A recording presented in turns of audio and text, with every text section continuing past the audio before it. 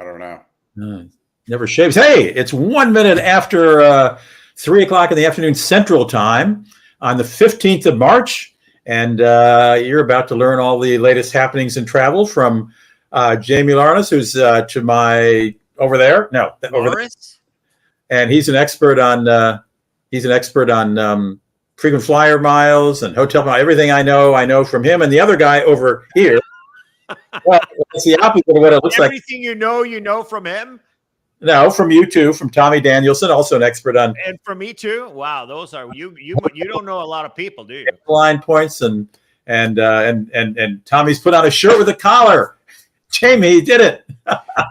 Well, actually, you got to tell everybody, Rudy, it's not made for TV, but before we started, I sat, since Rudy was critiquing me here because he's the only one on this planet who has a problem with me wearing a T-shirt.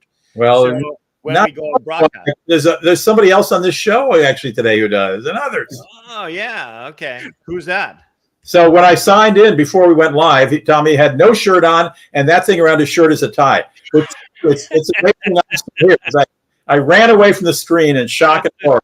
I'm glad I signed in late. I'll leave it at that. Yeah, he came in late only when he promised to put on a shirt. Anyway, we know something about travel. We're going to talk about the latest in travel events. This is all part of Frequent Traveler University. This will appear, it is appearing right now live on Rudy Max's World Facebook page and on YouTube.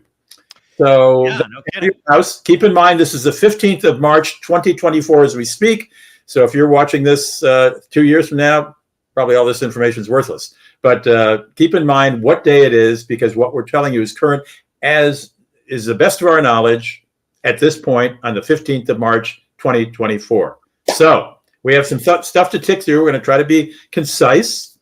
You want Tommy? We're going to USA Today it. We're going to be the USA Today of live streams. So we've got a couple things to cover. That's a little bit of a broad sense here, but we're going to start off with the improvement of the West Coast Alliance. And the West Coast Alliance is American Airlines and Alaska Airlines, who are both in One World, have changed a little bit how they're going to do upgrade, and it improves how American Airline, how upgrades for Alaska Airlines elites improves on American. Jamie, do you read about this today? Yeah, it's only for folks, as I understand it, that are purchasing basic economy, which frankly, you should not be purchasing basic economy anyway. But for those that are, the elites will be able to get that on American now. Why shouldn't you buy a basic economy on American?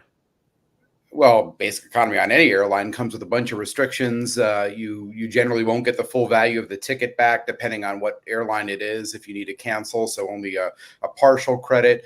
Some airlines like United have baggage restrictions and whatnot. It's just a pain in the you-know-what. And you know well, as I do, that your plans will change. So you might as well just you know what I think is funny also, what you're mentioning there? You're mentioning the flexibility, because before the pandemic, every single airline had a $200 change fee on any type of ticket, except for the fully flexible ones that cost a fortune. So everybody went Southwest, and now the new expectation is that everybody has full flexibility on any fare at any time. Right. All right. So what's the deal here? If you buy basic economy, right, you still get the benefits in the sense that you can pick seats and you can do all the other stuff that. Am I American in Alaska? For Alaska flyers on American. Oh, I see. Okay. Not on American across the world or country or any of that. No. Okay. But when you have elite status with American, a lot of the restriction that Jamie's is referring to, you can bring you can bring a bag with you. You can bring you can pick a seat. You're on the upgrade list. You're all of those things. You just don't have the flexibility. It's one of the advantages of being an elite with American.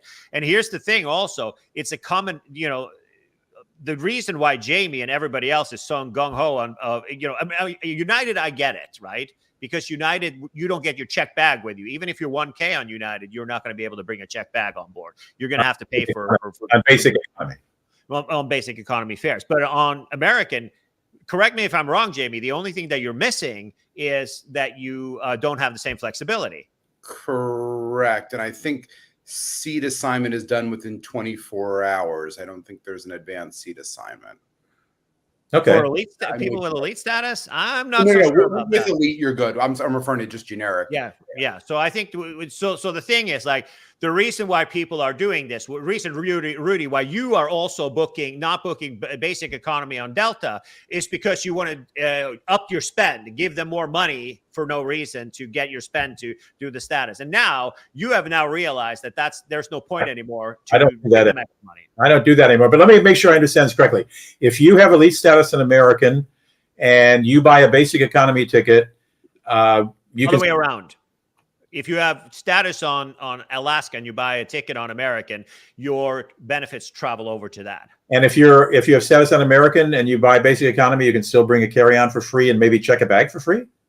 I don't know about that, but you can definitely bring a carry-on, and you can also pick a seat. That's a start. That's an improvement over what I knew. I mean, that's always been okay. This is let's move on to the next thing. Okay. All right. So looking at, we were talking about there's a lot of chatter about Bilt today. It's funny with the points guy, Brian Kelly, not the Brian Kelly, the head of the not Brian Kelly, the head of the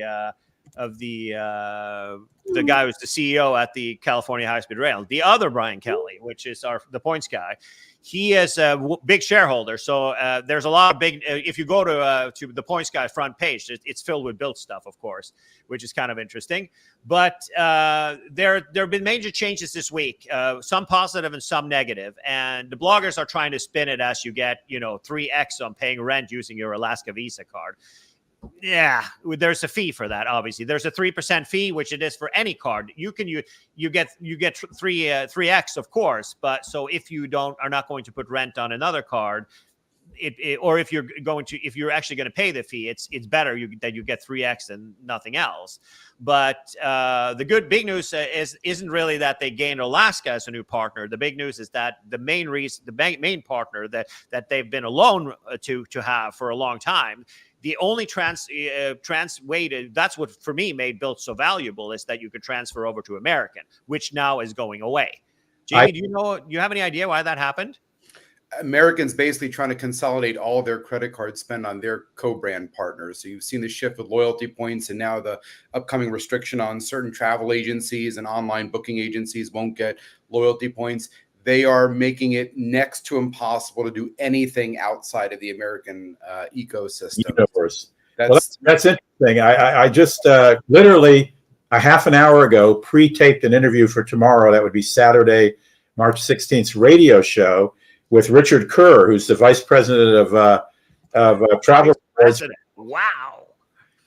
And he said, he was telling me all about, Alaska's joining Bilt. You can now you transfer Bilt miles over to Alaska. He failed to mention to me that American had just dropped out. I'm just learning that now. How about that? Yeah. Bilt is still a good value. There's still a good play with Bilt, but it's a major blow. Don't you agree, Jamie? Yeah, I agree. It's a major blow. I mean, I do have the city card and I earn American miles in other ways. And frankly, I've got too many American miles. So really? Gary noted this in his piece too, that he was never really going to transfer anyway, because there likely wasn't going to be a transfer bonus to American. The real value in Bilt, and I know Rudy knows this too, is that you wait till the first of the month when they offer the transfer bonuses. It's either 150%, 200%. They just did the one to Aeroplan. That's really the only partners that you should ever be transferring to. And frankly, American was likely never going to be on that list to begin with. So hotels, I do like to transfer to Hyatt, Jamie. Well, yeah, that's a good one if you need to in the off. But I think that I having too many American miles. I mean, what do? You put them on the city card that earns 1x? No, I most of my American miles are just from flying. When I purchase airfare, it's on the platinum card to get the 5x. Right. So to me, the problem that I have, it's sometimes American is available and others and One World Flying is not. So there are some instances where it would be good for me to have American miles. I don't have enough because I try to not fly American, and none of their credit cards is good value to me. So I don't earn it with the credit card either. So for me, it has been a good transfer partner, to be honest with you. So sad to see that. Happy that Alaska is now going to be a new partner, and that you also can get when you pay rent with your through Bilt with an Alaska Airlines Visa signature card, you get 3x, but it comes with a fee, though, of course, of 3%. So that means that you shouldn't be doing that, right? Well, you can. I pay my rent through Bilt, which sends my my management company in my apartment building a check. So I would still get the points for paying my rent, and then I could just transfer it to Alaska, right? Yeah, but that's 1x, right? What Yeah. you get here. So if you say that your rent is $2,000 a month, Right. and you get 2,000 Bilt points, and then you transfer one to one over to Bilt if it's not during if they're not every airline has a bonus. I don't think I've ever seen American have a bonus for transferring over. I've seen Virgin Atlantic have it, and yeah, Flying Blue has it sometimes, Virgin Atlantic and Aeroplan, but I've never seen American do it. So I highly doubt that Alaska will do it. We'll see though. Maybe, hopefully, they will. I think I don't hold me to this, but I think Richard said it's going to be 1 to 5. But I just looked at Bilt's site and it's 1 to 1. So who knows? It is 1 to 1, and also it's 1 to 3 if you pay with your Alaska credit card, but you have to pay a 3% fee. So I don't think that that's worth it. I think that people should be advised to skip that.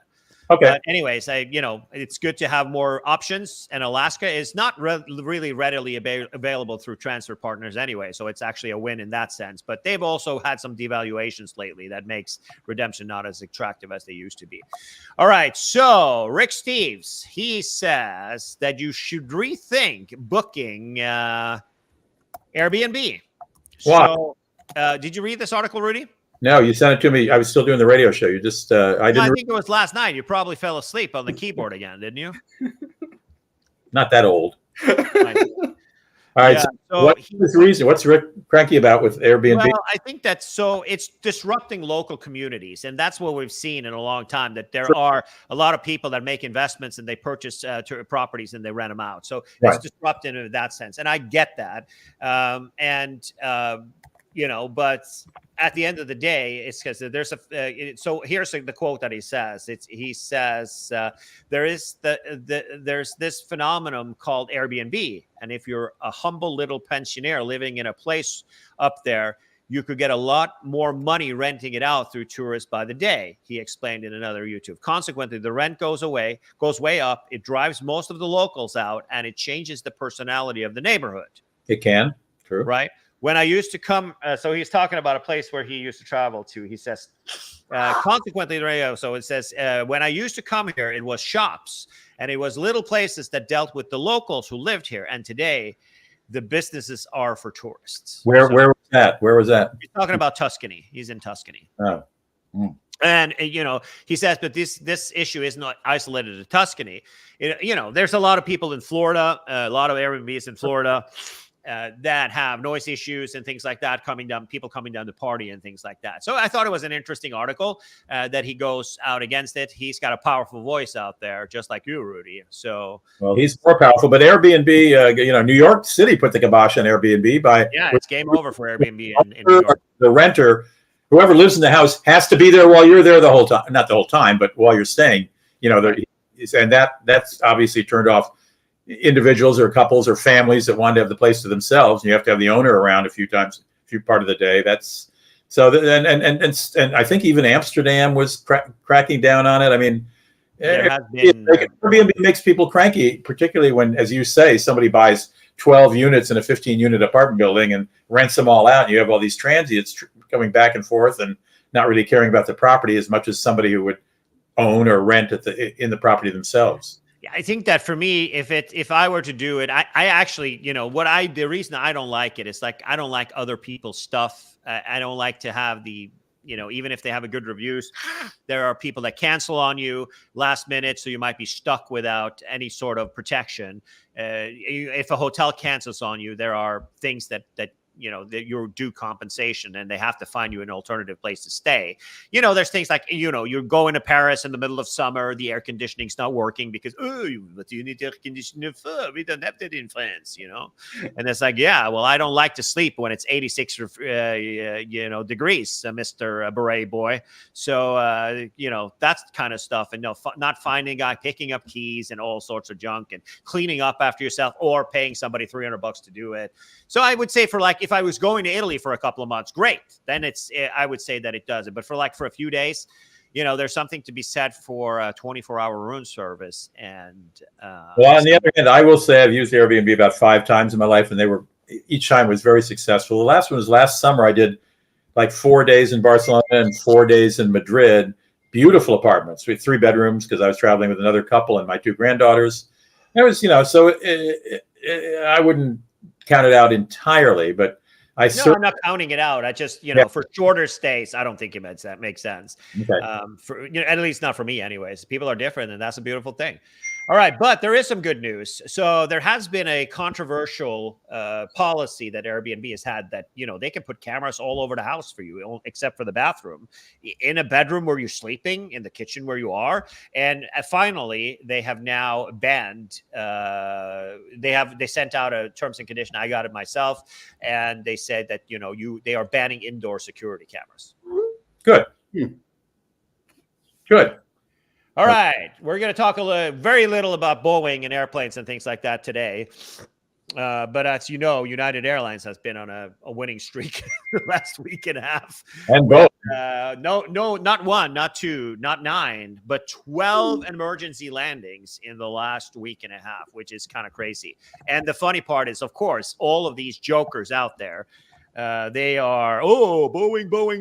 Oh, CNN is like, Boeing, it's like this and it's that. But guess what? Out of the 12 emergency landings, 5 of them were with Airbus. So it happens with any type of air. And also wasn't any real danger, any of these airplanes going down or anything like that. But it seems like wheels falling off is kind of the one that kind of stuck with me. Did you guys see that one? Yeah, I think the most recent one is 50 people slightly injured, because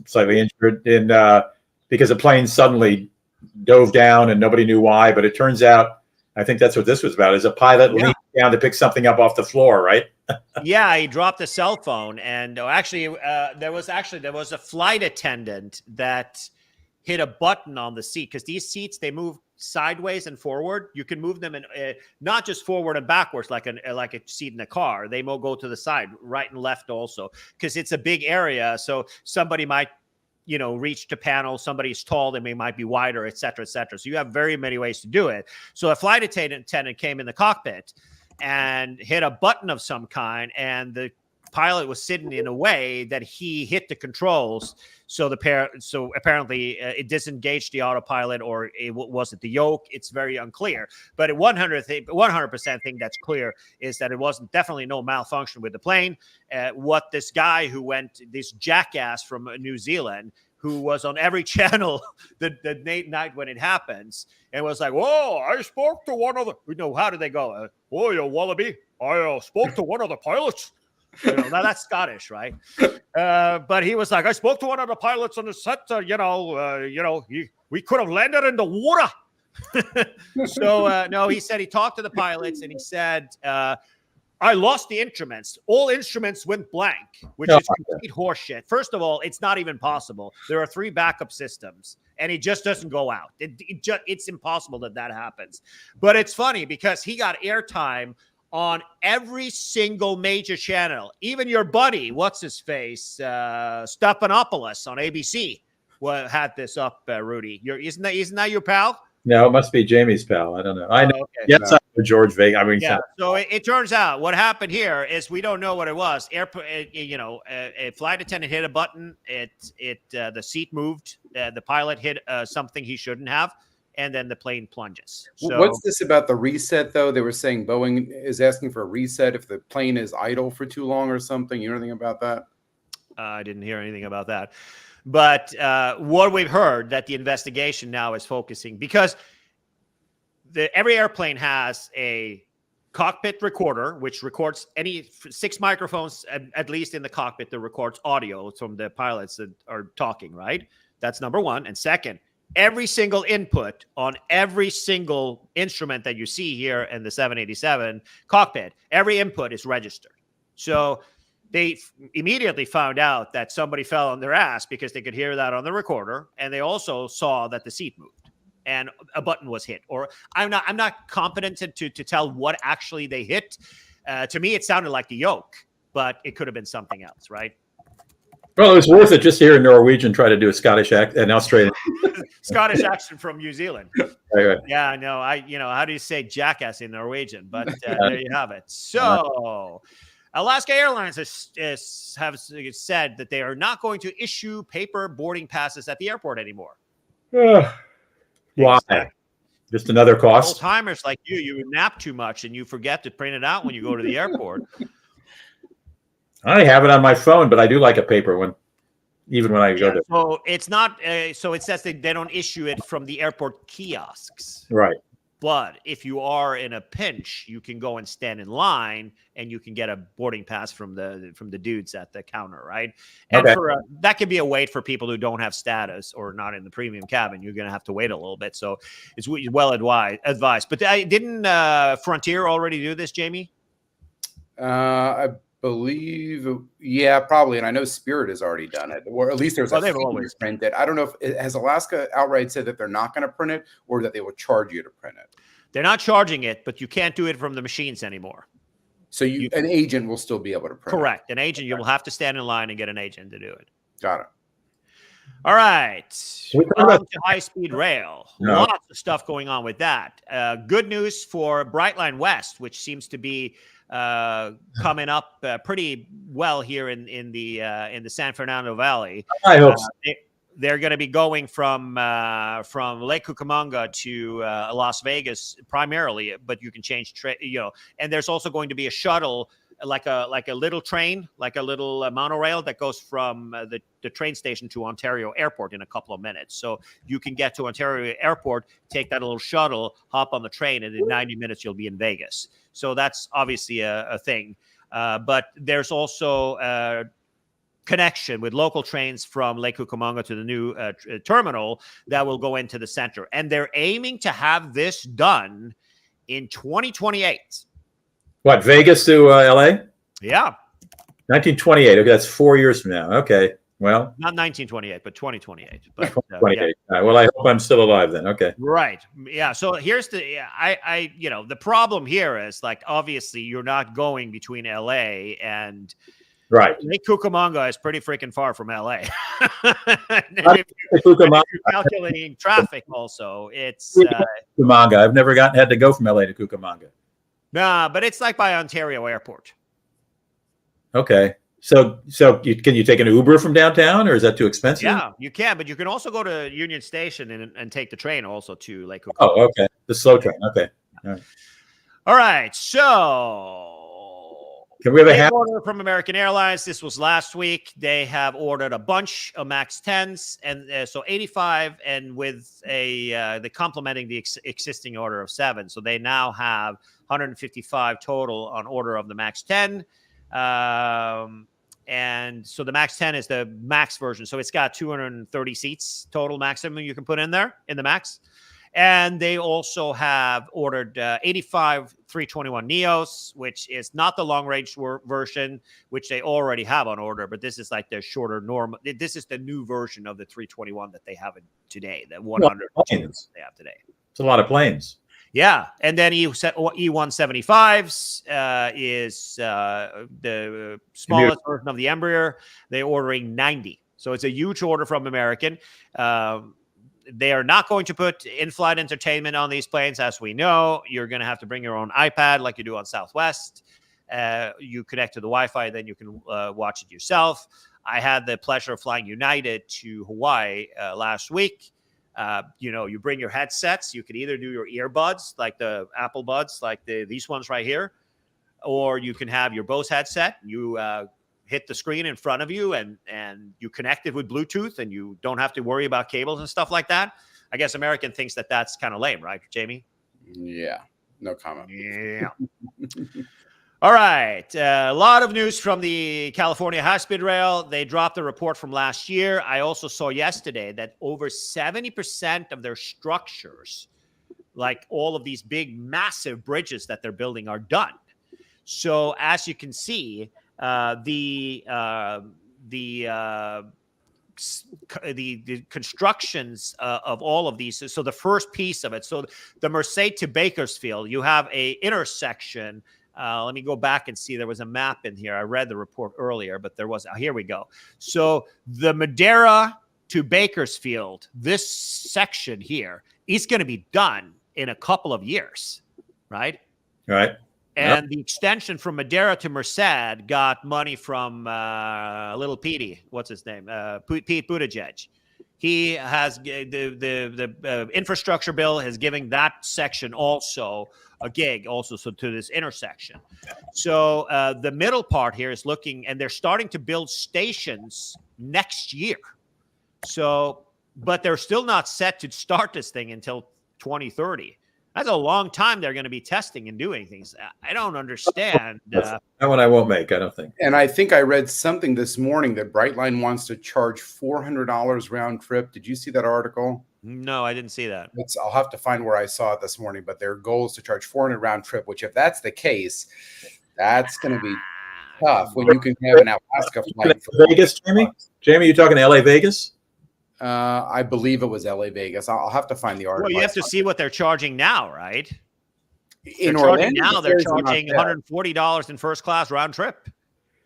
In Orlando or in Florida? Yeah. So they're literally charging exactly the same price as it costs to fly. If you correct, but 400, you can easily get a flight for much less than that. Yeah. For that, from Vegas to LA or to Ontario or to wherever, you can easily find that on Southwest on the $29 sale. So they're going to have to, and if you look at the pricing, and we can talk about that next week, but if you look at the pricing that Brightline had, it matches what the airlines are charging to fly from Orlando to Miami or Fort Lauderdale. Right.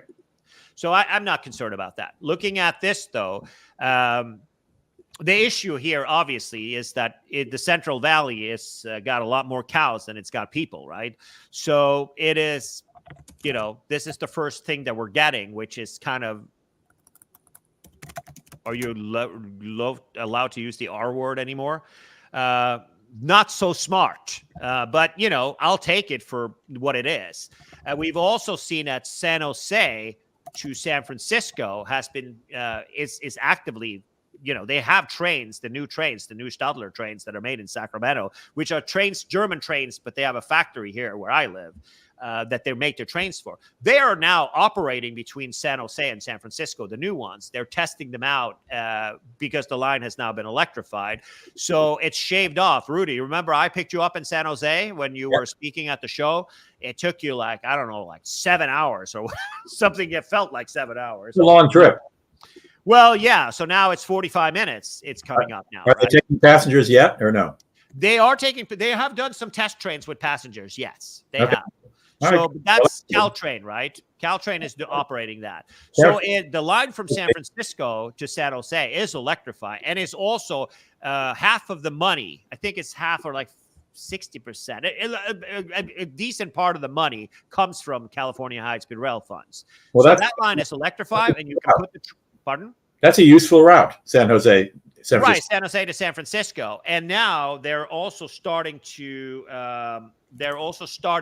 look at San Jose to Gilroy, which is and onwards. There were also the Caltrain goes, but because right now electrification from San Jose to Gilroy hasn't been approved yet, but that's the next natural step because Caltrain also goes, the train that you took from San Francisco to San Jose, it continues to Gilroy. Isn't that the garlic capital of the United States? It is the garlic capital of the United States. And also, here's the thing, what people are not thinking about is like the people are thinking, oh, people don't want to go from San Francisco to LA, but that's not really the point, right? You have to look at how Europeans use this. So if you were living in Madeira, they built, so the houses that were in the area where I live is half the price what it is in San Jose. The houses that are in Madeira are half the price of where I live. So it's in the middle of nowhere. It's not in the middle of nowhere, but it's a smaller community, and you can get houses there for like $300,000-$400,000 new houses easily. So if you lived in Madeira and you took the high-speed train to work, it would take you less than 30 minutes. To where? San Francisco, San Jose, or LA? To go to Silicon Valley, where there is desperate need of talent. But no talents want to move there because a split level house costs $2 million. Right. A 1,600 square foot 2-bedroom split level with asbestos from 1965 costs $2 million. So a Madeira home's a smart investment right now for down the road. I think, well, if it ever gets built. But that's the thing. So, but the most expensive piece of this, and what's going to be the Achilles heel, which they have to fight for, is Gilroy. There is no track from Gilroy, from this blue piece here, from the yellow to Gilroy. That doesn't exist, and it's the Pacheco Pass, and it is complicated. It's earthquakes and all sorts of stuff. It's going to cost $20 billion to build. Right. So the blue doesn't mean it's done. No. The blue from Gilroy to San Francisco, yes, it's done. Yeah. And from San Francisco to San Jose is also done electrified, meaning that they could put a high-speed train on a California high-speed rail train. They could put that on that route today and run it, and it would work fine. That blue line from Gilroy, that ain't an operating line. Blue from Gilroy to where the yellow starts, no. And there's no funding for it either. Oh. So at the end of the day, that needs to happen first, and they need to parallel. So see, it's funny because the guy was Brian Kelly, the CEO. He's actually outgoing CEO. He's been there for over 10 years. He's doing something else and done a terrific job. He was like, we need to get funding so we can start building the other stuff. Because bear in mind, the Brightline train from Lake Cucamonga or from LA to Vegas is 180 miles an hour. This is full 220. This is faster than the Shinkansen. This is faster than TGV. This is faster than Frecciarossa in Italy. So it needs to happen. But but the status is that they're done with the great separation in all the yellow area, except from Madera to Merced hasn't been started because they just got the funds for that. But Madera to Bakersfield, the great separations are pretty much done. They will be done by the end of this year or early next year. And also all these giant aqueducts are also done. So it is interesting. Can we do a happy thing like chocolate in Paris now? Yeah, I just wanted to there's a new drop today. Chase is offering a 25% transfer bonus till April 30th. So you have a month and a half to get 25% extra miles if you're transferring Chase to Flying Blue, which is Air France and KLM. And that's a pretty decent deal. That's good. Okay.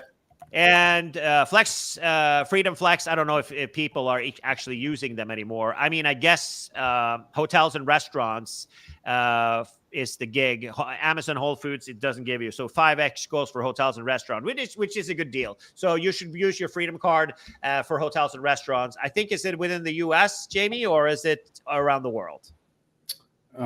Usually those offers, I think, are U.S. centric, if I'm not mistaken. Only the Flex. It's only the free. It's all Chase cards, or just Freedom card. Only that one. Not okay. All right. Yeah, it doesn't say anything about that. Let me double check that, and I'll put it in the description of the video. But restaurants, for sure, restaurants in the U.S. and also generic hotels is 5X, which is a decent deal, right? All year, or just by the quarter?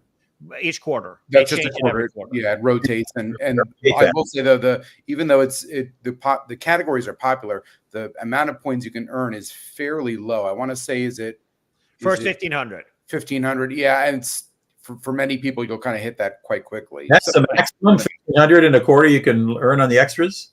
Yeah, that's not much. Okay. No, but I mean, it's for normal people who don't make millions of dollars a year like you do, Rudy. It is a lot of money. I do, yeah. So, but I think that the Amazon Whole Foods credit card from Chase is the better play. I think I would use it for restaurants and maybe hotels if you have hotel stays. All right, last high-speed rail train is that there's finally life back. Amtrak came out this week, and they're making huge headways with the high-speed rail in Texas, which is between Houston and Dallas and Fort Worth to begin with, but also there's going to be a triangle between all the three cities, Austin, Dallas. And so that's actually not progressing. They're actually staking out. They got money, and they're starting to hire contractors now. They just got a little bit more money from the Pete Buttigieg Fund. And also, they've gotten a lot of the hurdles, the legal hurdles out of the way. You know, it's a pretty Texan thing to sue the crap out of everybody. I don't want your damn train in my backyard, y'all. That was me doing a Texas accent. Yeah, Norwegian doing a Texas accent. Okay. Yeah. Yeah. So that might be so we've got 3 interesting projects that are now moving forward, and there has been movement in the last few days here with Amtrak being involved with the lines and everything. So, and the owners and the project management for this thing, they've hired a company in Spain that's going to build it, or it's in Italy to build it. I think it was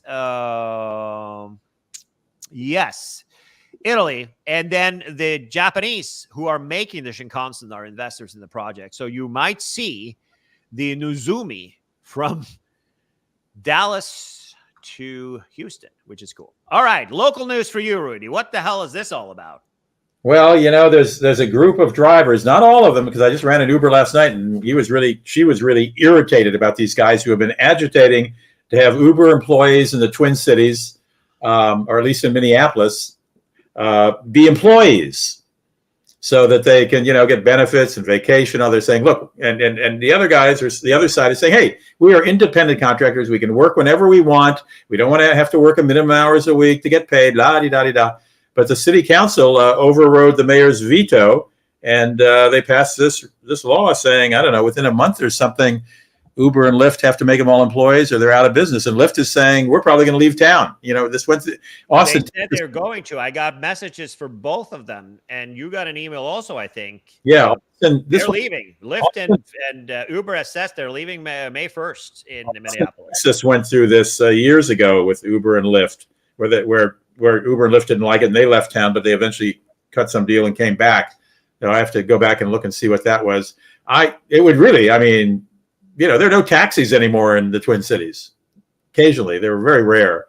Uber and Lyft go out of business. Either a bunch of taxis are come back, or guys like me who don't have a car are going to be stuck. Yeah, you're going to have to buy a car, Rudy, like we were talking about the other day. That decision may come sooner than you think. Apparently, yeah. Apparently. Then I do. I also that's kind of an interesting policy, because a lot of people, they just turn on the app for a little bit when they need a little bit of extra cash, so they might drive just 5-10 hours a week total. And here, if you're going to get benefits, you have to work 75% in order to get benefits. I don't know, but it ain't the old days where they could work 4 hours. That's here it's like a lot. I know a lot of people that does this as a side gig. Not a lot of people. I do know people that does it. And they love the flexibility. That's, hey, I need a couple of $100 extra for a trip. Right. And they drive until they make the money, and they switch off the app, and they don't come back for another month. That's the lure of it. No question. Was from the beginning. Still is for many people. Yeah. Right. Now we have Le Pocahontas, Le France. This is a great article. This is not something coming in the future like the trains or even the Uber Lyft thing in Minneapolis. This is actually, this was a great piece in the Wall Street Journal. It's got an entire full page inside and 2/3 of the front page on chocolate in Paris, which the writer, who I also just interviewed the other day, who wrote it, grew up in Paris, although she now lives in New York. But she's a food writer, writes cookbooks and so on. And she did a great piece on chocolates in Paris. And I think there are about 10 chocolate stores. So when I go to Paris, there are 2 chocolate stores. I have 3 chocolate stores. I'm sorry, that I go to, and I buy hundreds of dollars worth of chocolate. So I have it in the United States till the next time I get back to Paris. But boy, did she really describe some other ones I don't know about. She tipped me off to one of them. But if you go to wallstreetjournal.com, I think you can get it, even if you're not a subscriber to Wall Street Journal. I tried it. Just go to. You can probably get it. I actually didn't get it. I am a subscriber, but I don't have. For some reason, my password was not remembered on here, so I didn't want to reset it because of all my other devices. The question is, you go to Google and just type in, Great Paris Chocolate or something. This may come up. It was February 24th issue.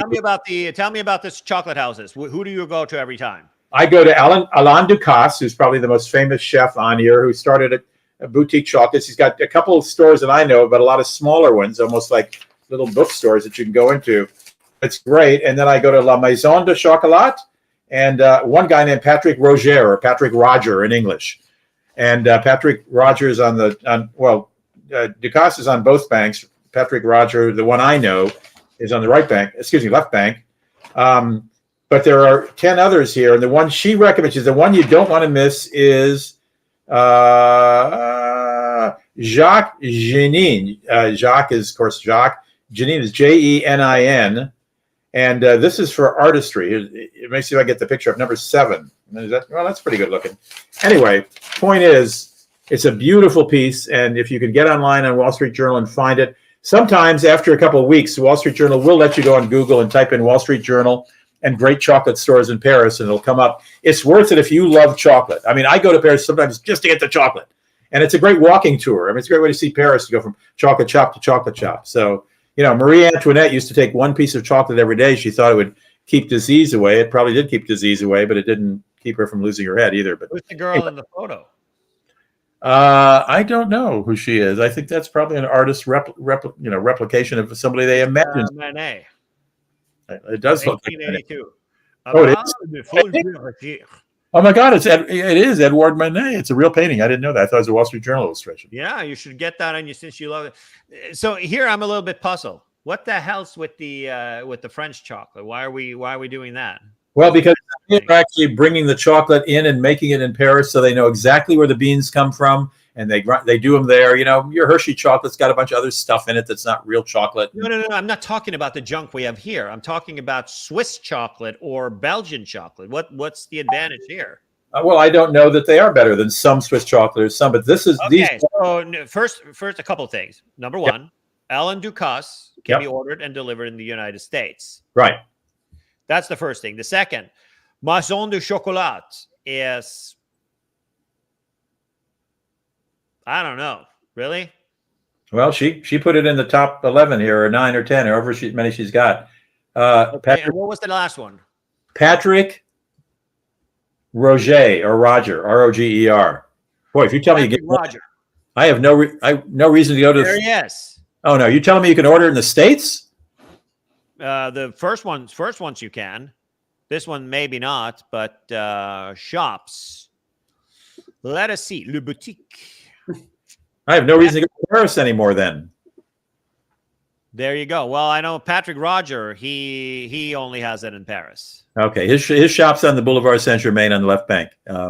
And it's really worth going to. It's really great. He's got 1, 2, 3, 4, 5, 6, 7, and one on Victor Hugo, and one on the Rue de Sèvres, one on Madeleine, Place de Madeleine, right around the corner from the Hyatt up there that they've just redid. Saint-Germain, is that the one you go to? Latin Quarter? Yeah, probably. No, not in the Latin Quarter. No. Yeah, right. Saint-Germain. Yeah, that's where I go. Yeah, Boulevard Saint-Germain. Yeah. Yeah, I think it's interesting, fascinating, because none of these chocolate houses are very old, right? No, they're not. But I like it because it's fun. Of course, as a journalist, when I travel for work, I was on a quest. I go to Macau when it was not yet part fully of China. You go over from Hong Kong because I wanted to do a piece on where my son's little Hot Wheels cars were all made. It's nice to have a quest when you travel, a reason to travel. Of course, if you're just going to beach, that's one thing. But I like going to a city and having a reason to walk around from place to place and see the city. So I think that's a good idea. What about the hot chocolate, the Angelinas? Do you like that? Absolutely. Yeah. Go on a hot chocolate tour in the winter. Go on a chocolate tour any time of the year in Paris. It's a great way to see both banks and to get exercise and to walk and, of course, get chocolate. So. Yeah, I think that it's sad. I like that Patrick Roger is not shipping it here like the other two are. Yeah, I am very surprised that Mr. Big is, but yeah, he is, and but as you could know, and I thought my in Belgium you have Neuhaus and you have what is the other one? I know Neuhaus, Neuhaus. Yeah, so that's the most. That's the second. That's like that's the second most. But there's also another one. What's the other one, Jamie? I have no idea. They are in Chicago. I know that they've had some stores there. Really? What was that again? Leonidas. How do you spell it? Leonidas.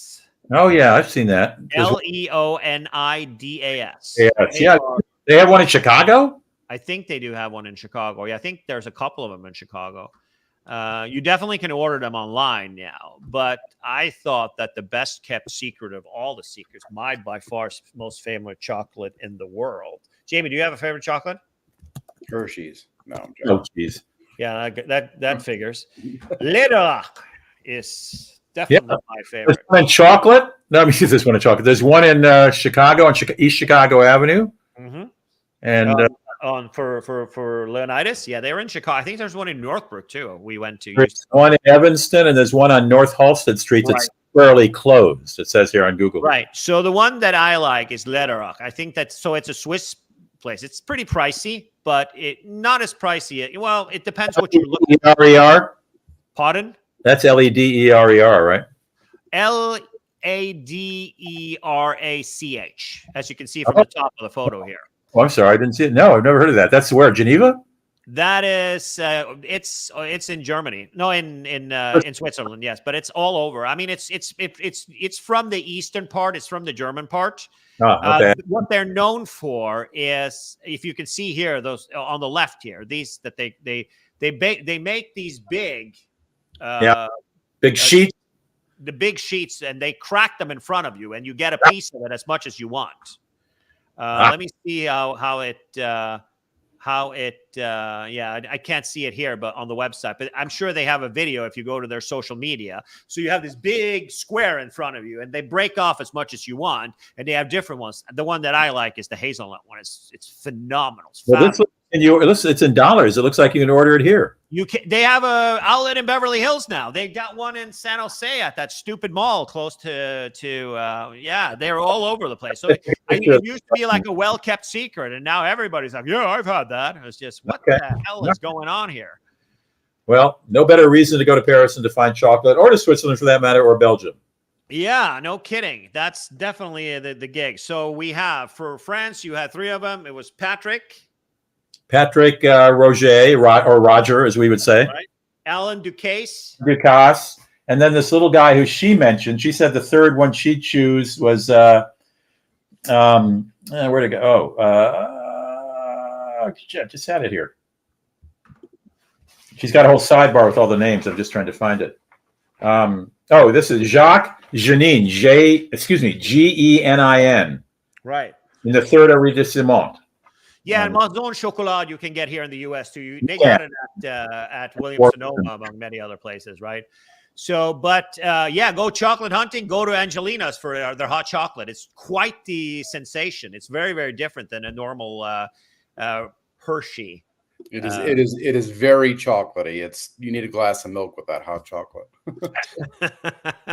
Well, there you have it. And for Neuhaus and Larounis in Belgium, if you're going to the Grand Place around there, they've got their thing going. And and for Switzerland, Lederach is obviously the ticket there. All right. Well, let me just remind our viewers that this is we talked live, and this is now recorded since the 15th of March, 2024. So keep that in mind when you're evaluating the information we passed along. Good to see you guys. Yes, sir. Yeah. Love that. We're all big on that. So yep. We'll see you guys on Monday. Giddy up. Bye-bye.